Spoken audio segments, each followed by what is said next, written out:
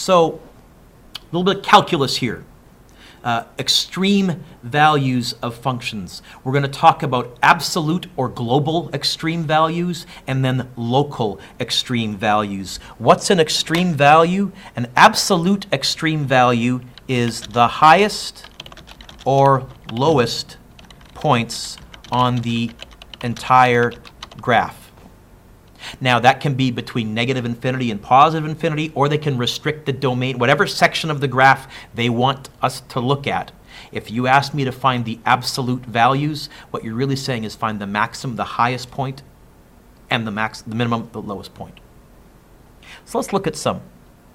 It says determine the maximum and minimum value over the interval between negative pi by 2 and positive pi by 2. So I'll make sure my calculator is in radians. I'll walk you through that in just a second.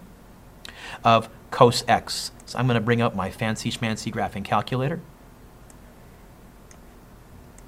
Make sure you're in radians. To do that, press the mode button and then go down arrow, highlight radians. Radians is how real nerds do math. And we're going to enter this equation. To do that, we're going to go y equals. We're going to clear any equations that we have here. And then cosine. And then remember, your x button is next to the green alpha button. We're not going to hit graph yet. We need to change our view window. So I'm going to click on the window button, and I want to go between negative pi by 2 and positive pi by 2. So I'm going to type in negative pi, right there, shift that little funky, I think it's called an ampersand, the exponent button, divided by 2. Now when I hit enter, it's going to change it to a decimal, but it is pi by 2. And positive pi by 2.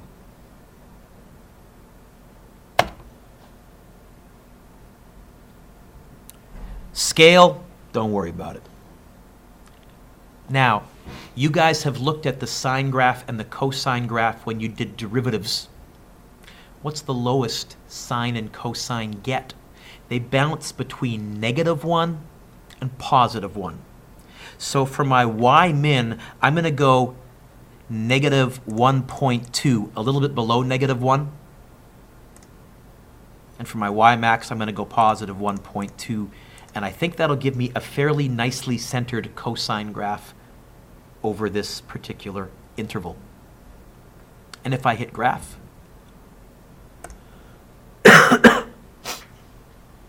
I get this.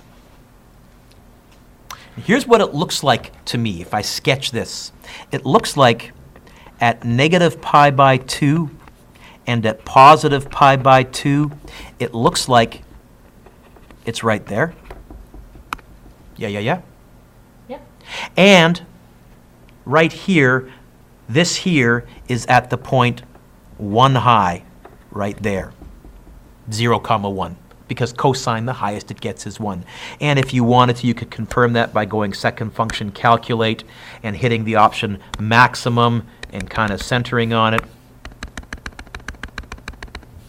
But our whole point over the next few days, we're going to learn how to find this without actually using a calculator. But I'm going to sketch this.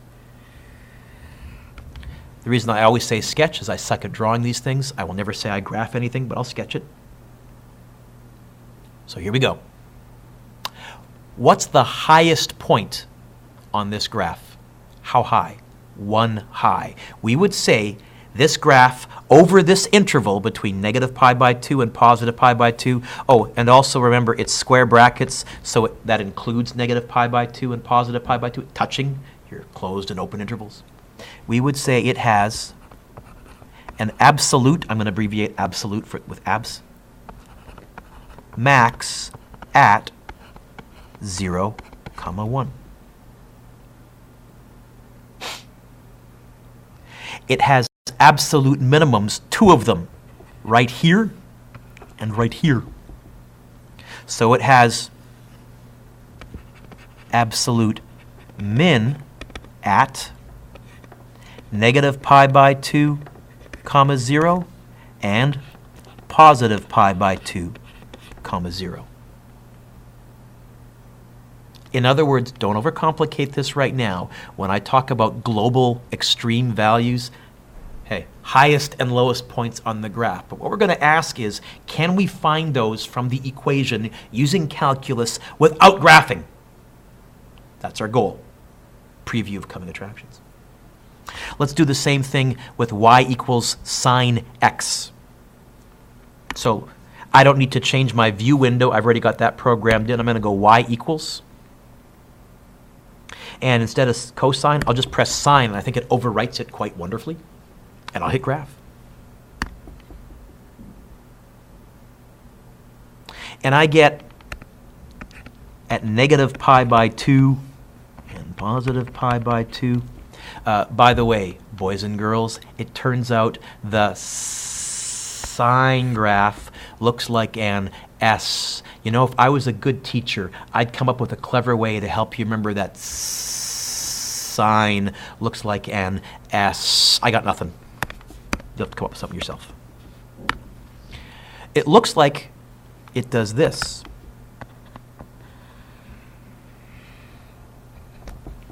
Oh, and you know what? This right here is 1 high and negative 1 high. How do I know? Because sine and cosine bounce between negative 1 and positive 1, which is why I'm using these graphs. They're nice graphs to find maxes and minimums of. What's the highest point on this graph? What is the absolute max? Positive pi by 2 comma 1. What's the lowest point on this graph? The absolute min? Negative pi by 2 comma negative 1. What we want to ask ourselves now is, what happens if things get weird? So example 2, we're going to look at y equals x squared, which we don't need a graphing calculator for. This is our old friend, the parabola. And what we're going to talk about is, what if I restrict the domain? What if I look at specific chunks of the parabola? Now, our first parabola is going to be from negative infinity to positive infinity. It looks like, hey, this. What's the absolute maximum? It's a trick question. There is none, because this graph keeps going up and up and up and up and up and up and up. This graph here doesn't have an absolute max. It does have an absolute minimum, the vertex. So this graph has an absolute minimum at 0, 0. What if I restrict the domain? Now remember, some domain review for you. This says graph it between 0 and positive 2, and square brackets means touching and touching. What we're really talking about is this half of the graph. Oh, nope, Mr. Dueck. Stop when you get to positive 2. So you ready? What would that point be? Well, what's 2 squared? 4. It's going to go through right here, 2 comma 4. It's going to look like that. It's going to be part of a parabola chunked off. What's the absolute minimum? Still 0, 0. This one does have an absolute maximum because I've restricted the domain. What's the absolute maximum? 2 comma 4.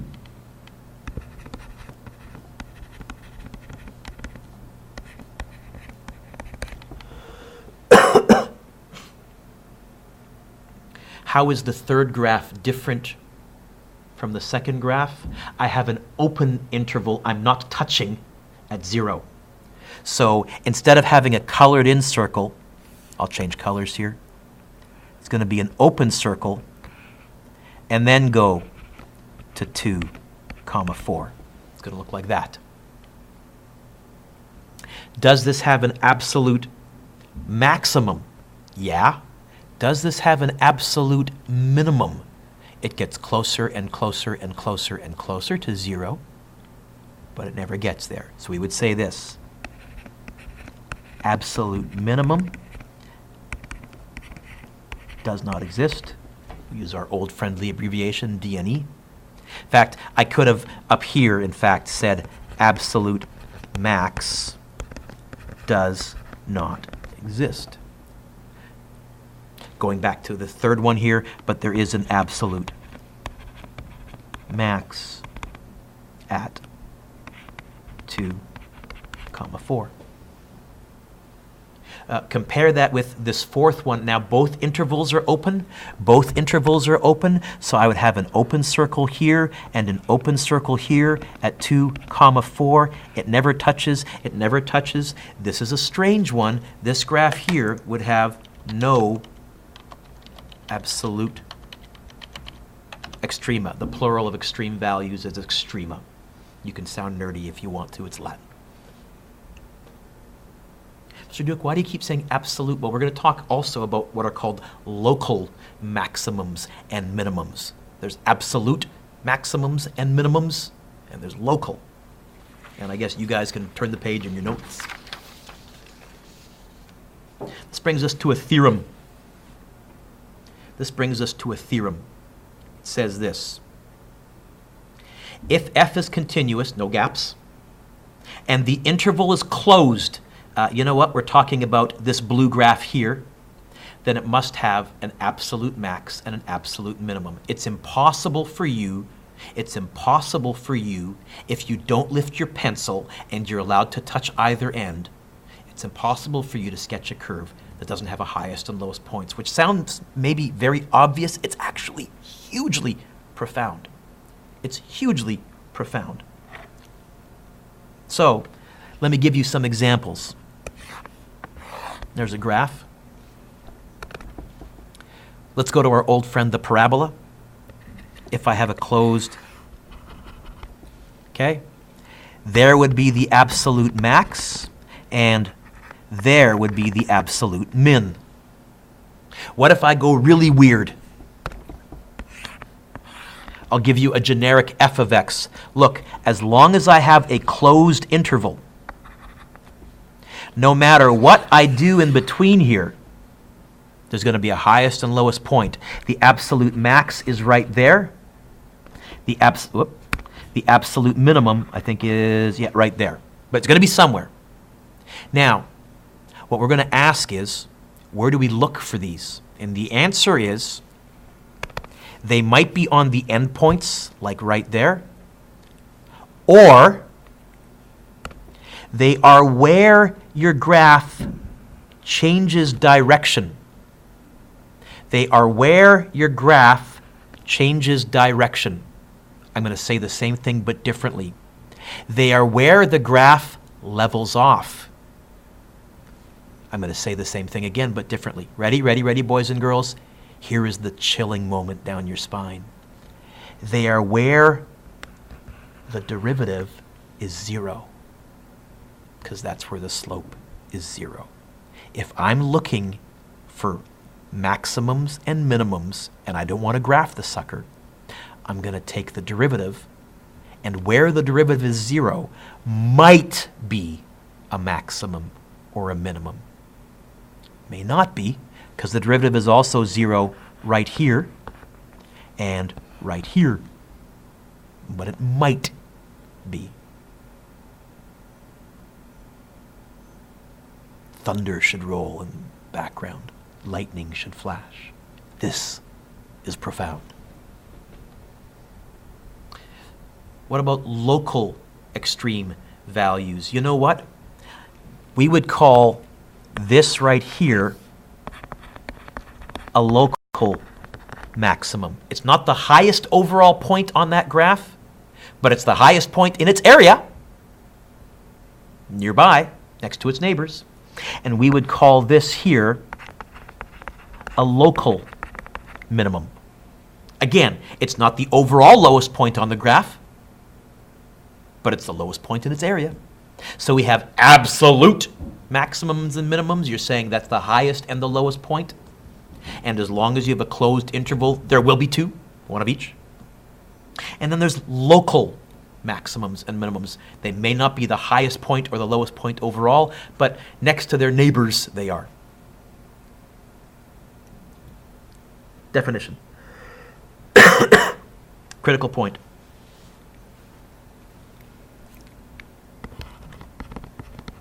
Given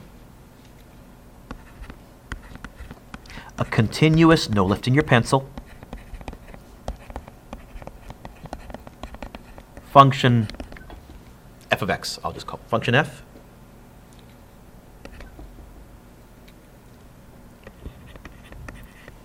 any point where f prime is 0, where the derivative is 0, or where the derivative does not exist, is called a critical point.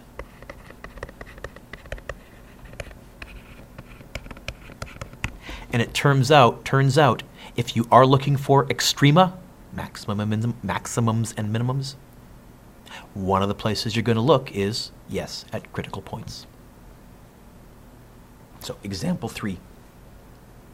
Find the absolute maximum and minimum values of f of x equals x to the 2/3 between -2 touching and +3. Now it is a closed interval.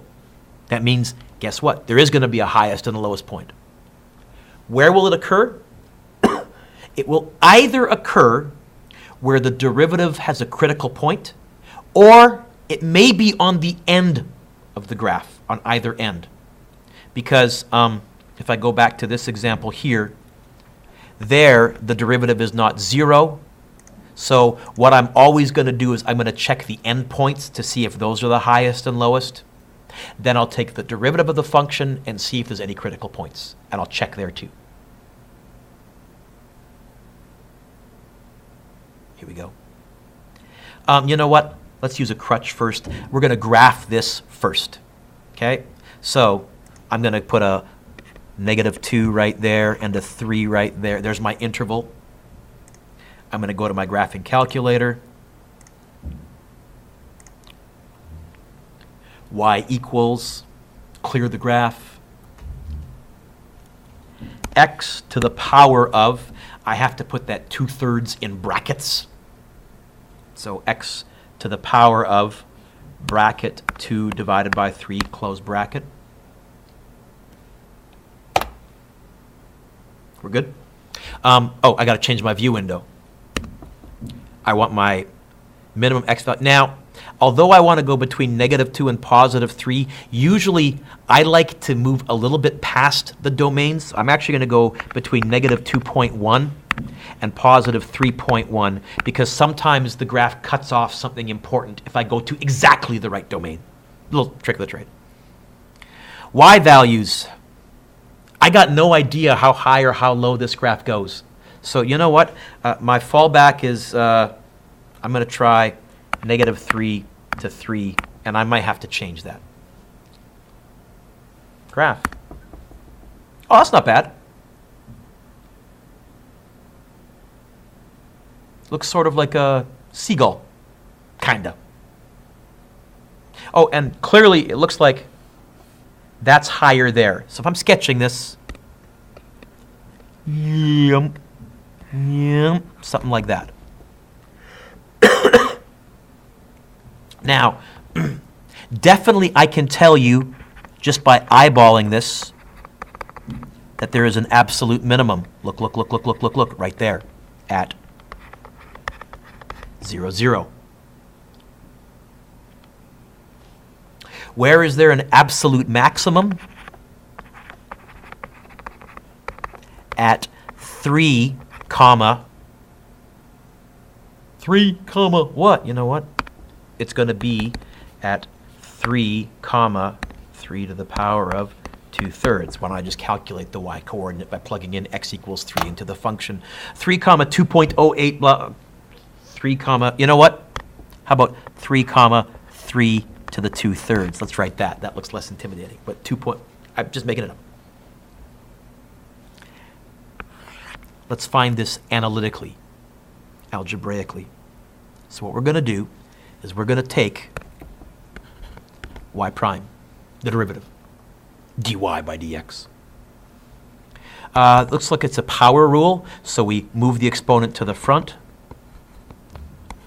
Subtract 1 from the exponent. 2/3 take away 1. That's really 2/3 take away 3/3 is negative 1/3. I hate negative exponents. A negative exponent acts like an elevator. It causes the term to change levels and become a positive exponent. The 2 stays where it is, the 3 stays where it is, but that x is going to become a positive 1/3 on the bottom.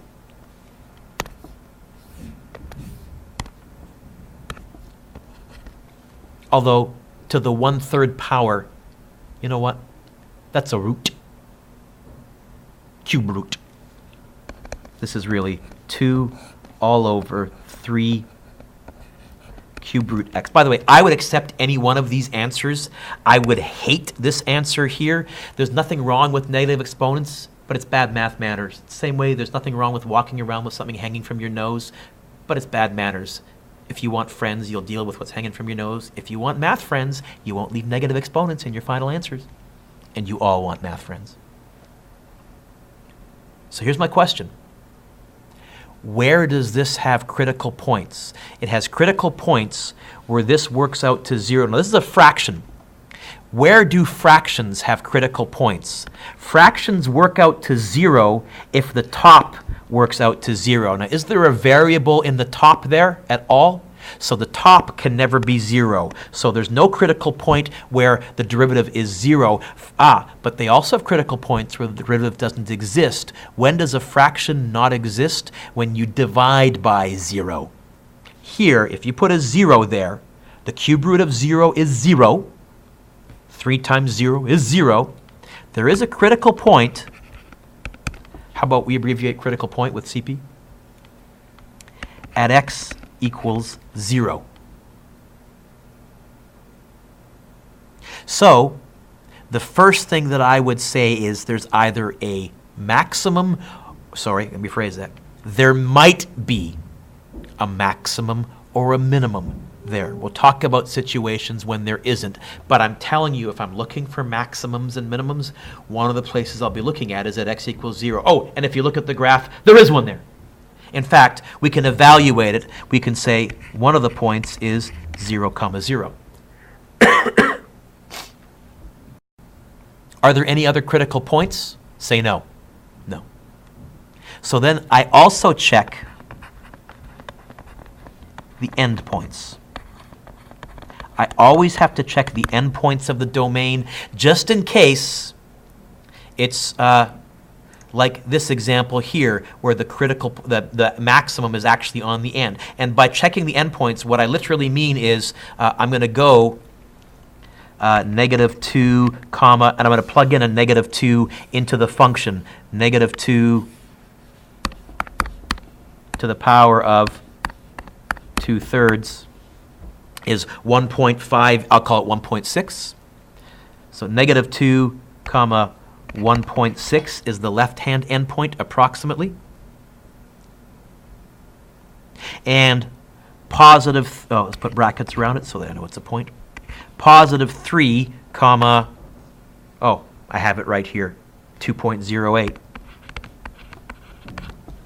is another point on this graph. So here are my key values. It looks like, and you can imagine if I didn't have that graph, I could say, okay, this looks to be the highest point. This is lower. Is it the absolute min? Nope, that's the absolute min. That's how I can find them. I can now say, therefore, there is an absolute min at 0, 0,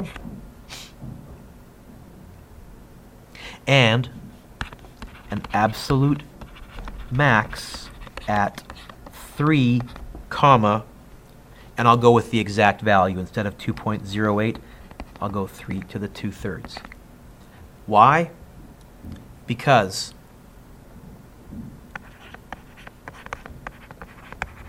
extrema, max and mins, whether they're global or local, put a little star, this is important, only occur at, what's CP an abbreviation for? Critical points or endpoints? Endpoints. And the reason is, if you have a highest or a lowest point, you must have changed direction. And if you've changed direction in your graph for a split second, your graph had a slope of 0. Or it might have been a peak, in which case the derivative won't exist. That's why I had to say, it can have a 0 or it does not exist. That can also be a critical point. In fact, in this one, there's a peak there. The derivative, I don't think, actually exists there. Doesn't exist there, but that's our critical point. That's our absolute min. This is so much fun. Let's try some more. Turn the page. Okay. It says, find the extreme values of. Now, this time they haven't given me a closed domain, which means there are no endpoints to check, which actually is easier.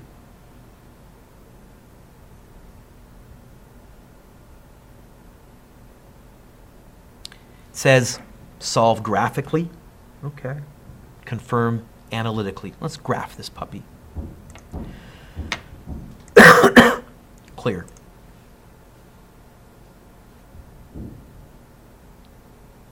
One divided by shift square root, which is shift x squared. Conveniently, it opens a bracket up for me.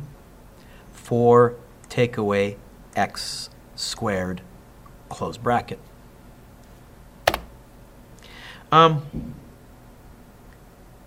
I'm not sure what window to graph this in, so my fallback, when I'm not sure what this looks like, I'm going to hit the zoom button, pick zoom standard, zoom option 6.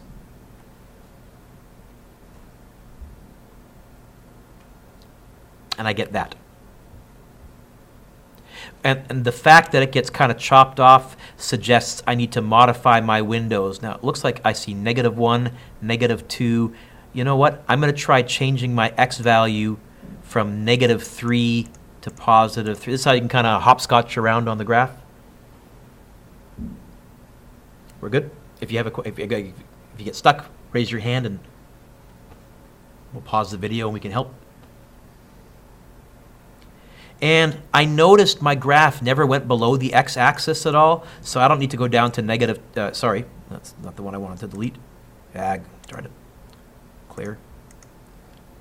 I'll leave this at maybe 5, but I don't need to go to -10. I think I can just go down as low as -1.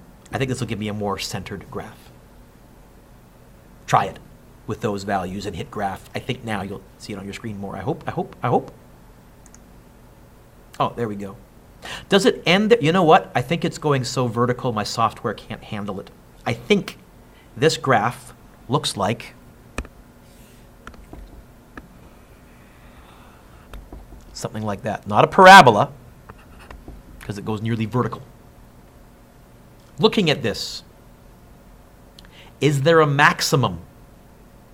Nope. Shoots off to infinity. Is there an absolute minimum? Yep. Ding, ding, ding, ding, ding, right there. I can even tell you the x coordinate. I'm pretty sure it's when x equals 0. So it's actually going to be 0, comma. You know what? We're going to do this in our heads. What's 0 squared? 0. What's 4 take away 0? 4. Square root of 4 is 2. You know what? It's 0, comma, a half. Now, I got that from the graph software. Let's see if we can confirm that analytically.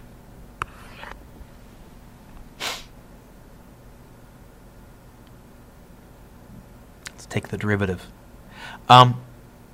I don't like taking the derivative with x's in the denominator. I could do this with the quotient rule. I would much rather turn this into a power rule. Square root is the same as 1/2 exponent. Square root in the denominator, this is the same as y, or f of x, equals 4 minus x squared to the negative 1/2. Let me pause and just say you agree with that. That's that function. But that's a much easier form to take the derivative with. We're going to use power rule and chain rule. So you ready? Here we go. Y prime, we always start out with the outer function, an exponent. Move the exponent to the front.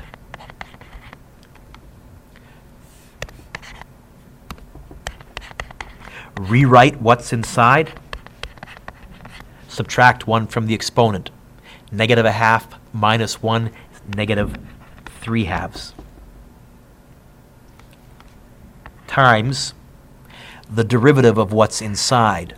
What's the derivative of 4 minus x squared? Well, the derivative of 4 is nothing.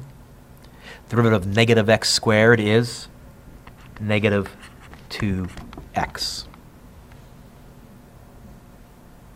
I can tidy this up. First of all, what's a negative times a negative? Positive. And I notice there's a 2 on the top and a 2 on the bottom. The negatives cancel. So what I end up with is this.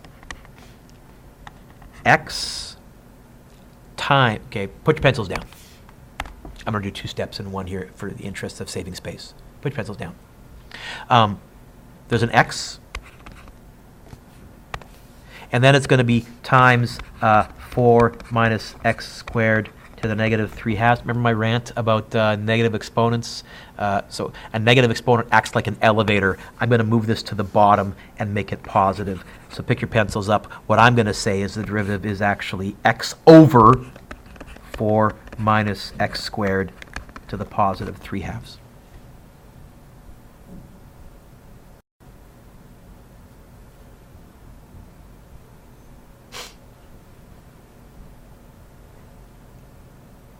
Is this a fraction? Yep.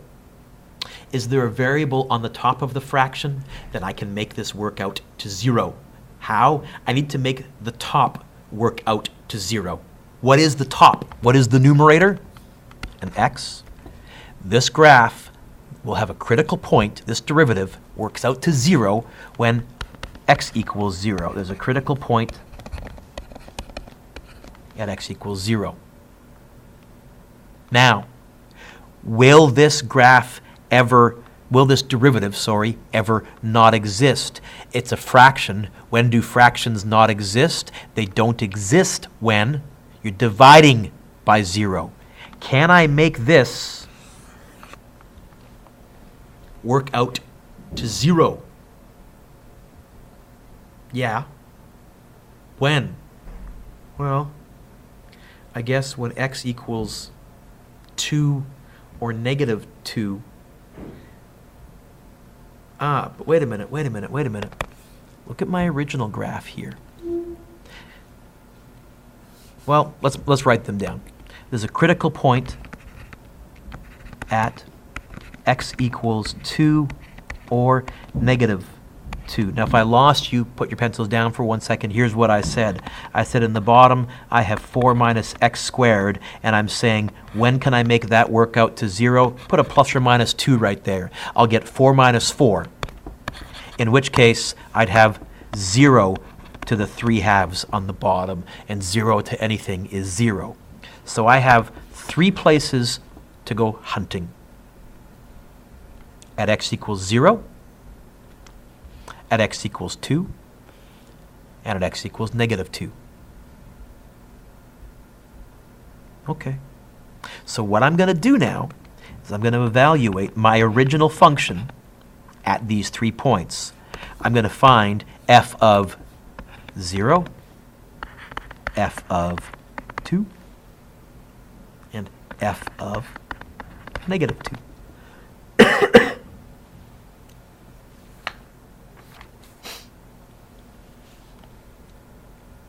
How? On my calculator. Well, you know what? How about in my head? 0 squared. Oh, you know what? We've already evaluated it at 0. We did that here. 0 squared is 0. 4 minus 0 is 4. Square root. Okay, so this works a half. If I put a 2 into my original function, what's 2 squared? 4. What's 4 take away 4? 0. What's the square root of 0? 0. What's 1 divided by 0? Can you divide by 0? You know what? Although my derivative doesn't exist here, my original function doesn't exist there. So there can't be a maximum or a minimum there because the original graph doesn't exist there. In fact, you know what? I'll bet you negative 2 is right there and positive 2 is right there. I'll bet you this graph gets closer and closer and closer and closer and closer, asymptotic to negative 2 and positive 2, but never touches. Because also, if I do the same thing with negative 2 squared is 4. I get 4 minus, you know what? So, were there any endpoints to check? Had they given me a domain restriction? Nope. Have I found every critical point? 3 of them. Have I checked what the actual y value, the f of x value is for those critical points? Yep. You know what? What's my conclusion here? My conclusion is there is an absolute something at 0, 1/2. Now, how can I tell without graphing whether that 0, 1/2 is the lowest part of the graph or the highest part of the graph? Because if it's possible, I don't know what this graph looks like, it could have been opening this way, and which would have mean that it could have been the top. How do I know that, Mr. Dueck? Preview of coming attractions. For now, I'm going to say, take my word for it. To be perfectly honest, one quick way would be to move a little bit to the left, say negative 0.1, stick that into this function, evaluate it, move a bit to the right to positive 0.1, evaluate it, and if left and right are above your critical point, then you must be the lowest part. If left and right are below your critical point, then you must be the highest part. But we'll talk about that. While a function's extrema, maximins, can occur only at critical points and endpoints, not every critical point or endpoint necessarily means an extreme value. For example, the graph of y equals x cubed, which looks like this.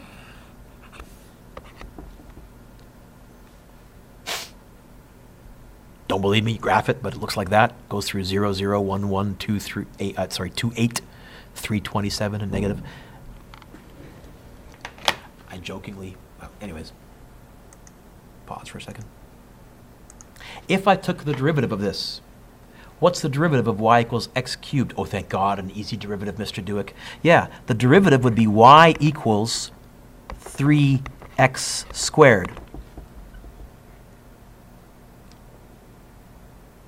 Y prime, I guess I should have said. I was catching myself because I said y equals and something I thought I forgot to put the prime on the previous one. Y prime equals that. Where is that? 0. If I said solve this, you would divide by 3 square root. It has a critical point at x equals 0. But look at my graph. Is that a maximum or a minimum? Is this the highest or the lowest point? No. So just because you found a critical point doesn't guarantee that it's the highest or the lowest. What it does say is if you're looking for a highest or lowest, they will only occur at critical points or endpoints.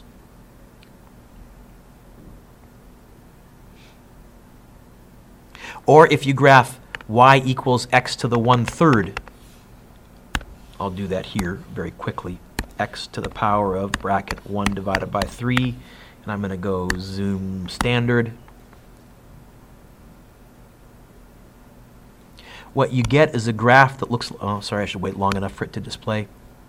You get a graph that looks like this. If you took the derivative, you would find a critical point where the derivative didn't exist right there because for a split second, the tangent line goes vertical. The slope right there is vertical. And what do we know about a vertical slope? Does not exist. So the derivative would not exist, but I'm telling you that's not the highest or the lowest point. So let me say that again. Critical points don't guarantee extrema, but if you're looking for extrema, I guarantee you're going to find them at the endpoints or the critical points. You understand the key difference? I hope. Couple more, we're done. So let's do a piecewise function. Finding extreme values. And this one we're going to do analytically, and then we'll confirm it graphically. We're going to try doing this one first, by hand. Okay? So, the first thing that I'm going to do is I'm going to check the endpoints. Now, the endpoints of this function are where the piecewise part changes. By the way, this is a parabola opening downwards. This is a straight line. I think it's going to look kind of, when we're to the left of 1, it's going to be like a parabola, and we're to the right of 1, it's going to be a line. It's going to look something like that. I don't know, something like that. We'll graph it in a second, but it's going to be part of a parabola and then part of a straight line. So the first place I'm going to check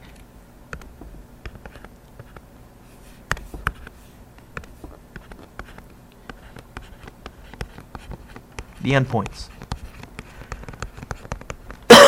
In this case, where the function changes, I'm going to find f of 1. Which function am I going to use? Well, we don't use the x plus 2 when x is 1, because we use it when x is greater than 1.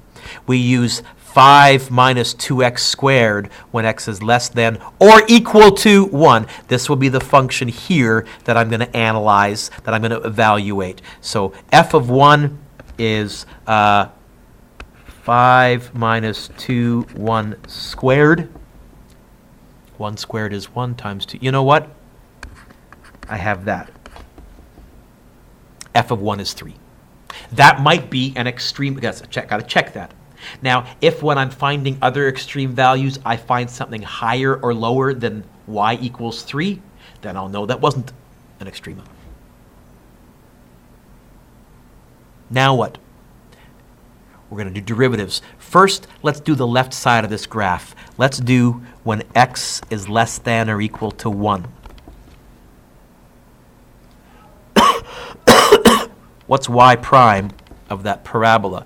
Well, the derivative of 5 is nothing. The derivative of negative 2x squared is, move the exponent down, negative 4x. Where does that work out to 0? I think when x equals 0. Right? We're solving this equation here. We're saying let the derivative be 0 and solve the equation, I think, when x equals 0. Sorry, you know what? Before you write that, let's even be more fussy. A critical point at x equals 0. Is there a spot where this does not exist? Is it a fraction with a variable in the denominator? Then there's no spot where it doesn't exist. By the way, just for giggles, 0, comma, what? 2 squared, 0 squared is 0 times 0, 5, you know what? 0, comma, 5. I already am thinking to myself that my endpoint is not the maximum height, because this point is 5 high. But my endpoint could be the minimum height, so I'm not going to cross it out. Now let's check the right-hand side of this function.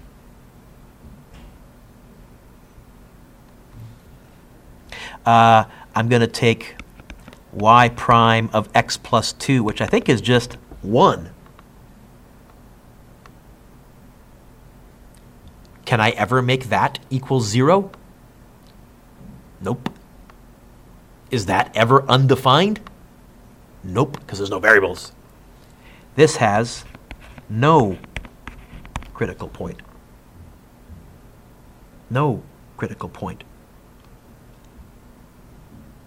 So, I can say this. 0, 5 is a max. Sorry, hang on. We're going to leave a space in front of that for a second, because it's the highest. And I can say 1, 3 is a, now we're going to pause. This here is a parabola. I'm going to put the point x equals 1 right there. I'm going to do a rough sketch. I know that when x is 0, first of all, I know this is a parabola that opens downwards, negative. And when x is 0, it goes through 0, 5. It goes through 0, 5. I also know it goes through 1, 3 right there. That left-hand graph looks like this. There's the part of the parabola that we're talking about.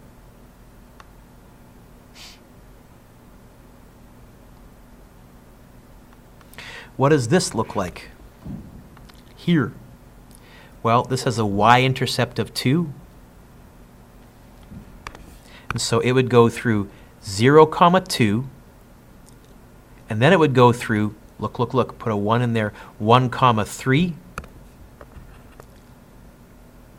2, 4. You know what? This looks like that. By the way, the reason I didn't use graphing calculator is it's awkward to do domain restrictions on the graphing calculator. You can do it, but to be perfectly frank, I've forgotten how in 7 years. So I kind of did the analysis first, and then I graphed it by hand. You could do this, I guess. Zoom, standard. Forgot to clear my graph. That was silly. Clear. So we have 5 minus 2x squared as one graph, and x plus 2 as the other graph. There's the parabola. So the piecewise function is that part and that part. Okay. Oh, so this point here, 1, 3, look. Is it a maximum or is it a minimum? Is it the highest point in its area, or is it the lowest point in its area? It's the lowest point in its area. So we would call this a local minimum. We would call this a local minimum.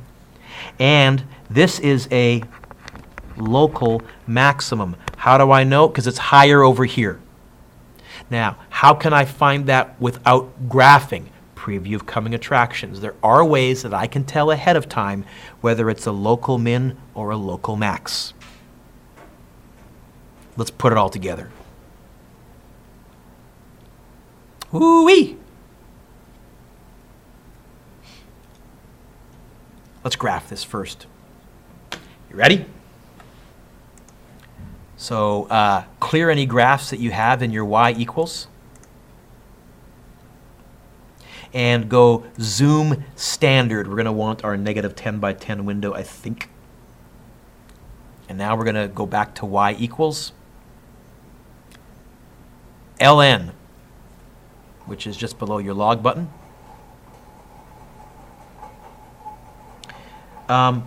Absolute value. Where the heck is absolute value? If you press the math button, which is just below the alpha,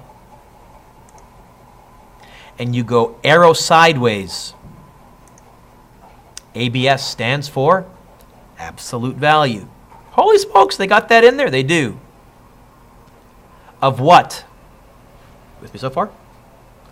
Of x divided by bracket 1 plus x squared. Close off the bracket for the fraction. Close off the bracket for the absolute value.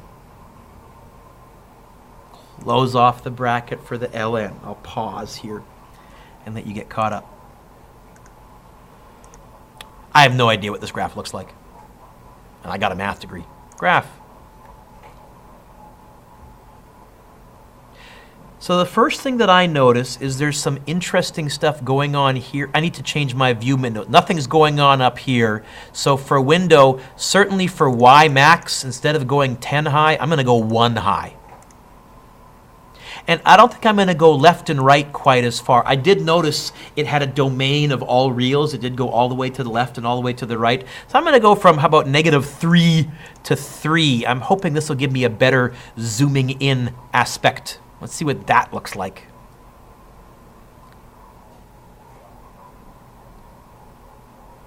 You get this little thing? You know what? I don't even need to go down as far. I'm going to one more time hit the window button, and instead of going Y min as -10, how about -5? Graph.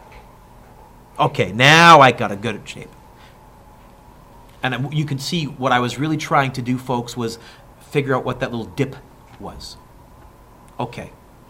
I can sketch this. Looks like this.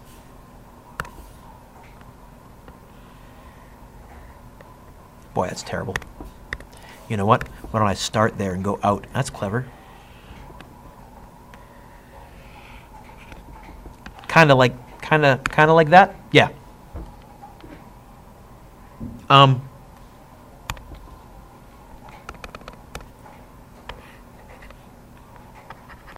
That's a minimum point. Is it the absolute minimum, or does the rest of the graph get lower? So this is a local minimum. Oh, and you know what? Right here and right here are maximums. Are those absolute maximums or local maximums? Those are. And because it's symmetrical, I'm kind of assuming they're the same height. I bet you it will be. Absolute maximums.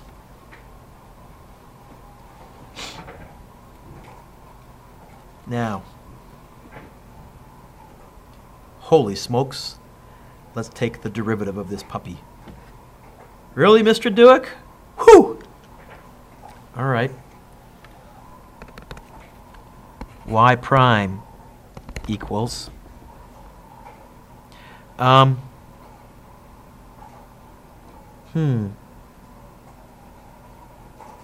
I'm looking at my work right now. Let me just pause the video for a second. Sorry, folks, I just paused the video. First of all, I wrote Y1 instead of Y prime. I'm going to make an executive decision, and I'm going to give you the derivative of this function, because it's ugly. It's a natural log with an absolute value and fractions. If you do the derivative of this, and it's ugly, it's about 10 lines long, you are going to get this. Y prime ends up being 1 minus x squared over x bracket 1 plus x squared. Trust me. In the interests of time, trust me. So, we go hunting for critical points. Where are we hunting for critical points? First of all, this is a fraction. It's got x's and y's on the bottom. We're looking for where the derivative is 0 or does not exist. Where will the derivative be 0? Y prime will be 0 when the numerator is 0.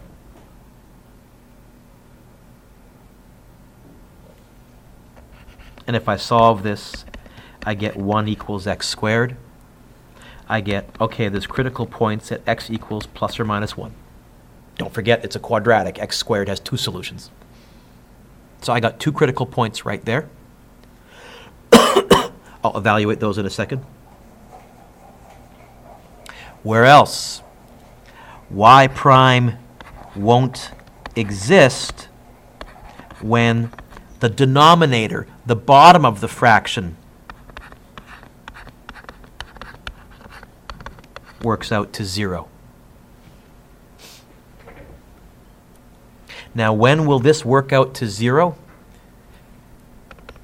I want you to notice this is really saying something, I'll call it A, times something, I'll call it B, is 0. You may have learned this called the 0 principle. It will only work out to 0 if either A is 0 or B is 0. If you're multiplying and you get 0 as an answer, I'm telling you one of your factors was 0. So either either, I'm going to erase this now, either x equals 0, the first factor, or 1 plus x squared equals 0, the second factor. Now the problem is if I solve this, I get x squared equals negative 1. Will x squared ever be negative? You don't get a critical point from that factor. But you do have a critical point here and a critical point here. You have 3 critical points. By the way, notice I have 3 critical points over here. I got 3 points. This is lining up kind of nice. Notice these two are symmetrical. Ding, ding, ding. I'm pretty sure it's these two. Now let's actually evaluate this. So we're going to find f of 0.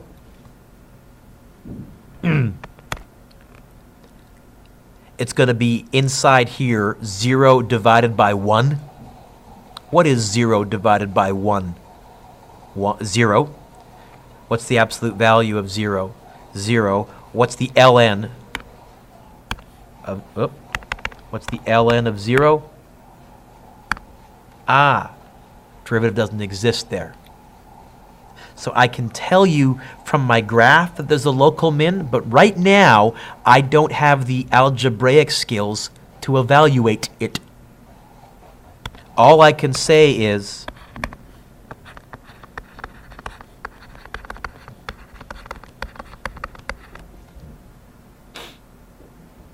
what about plus or minus 1? Let's try positive 1.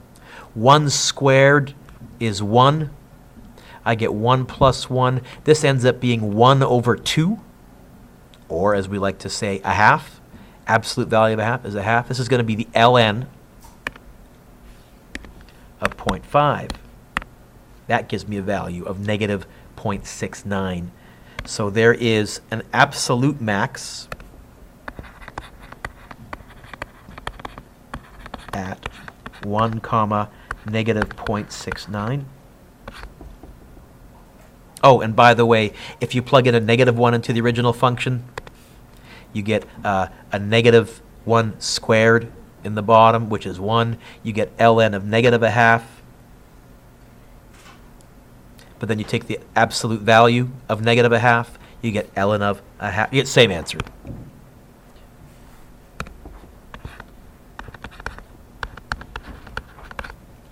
So this jibes with what the graph says. Now, give me a second. I'm going to look at the homework assignment and see which of these are crazy and which of these are fair. I think you can try from the homework, page 185. I have no problem with number 1 to 18. Numbers 1 to 9 are pictures. It's pretty obvious. And 11 to 14 are using derivatives. Check the endpoints, but they're nice derivatives. I'm seeing the power rule and the odd trig function, comma. And I think 19 to 29 odd also works. Now then I said 35 is, that's a little overkill in my mind.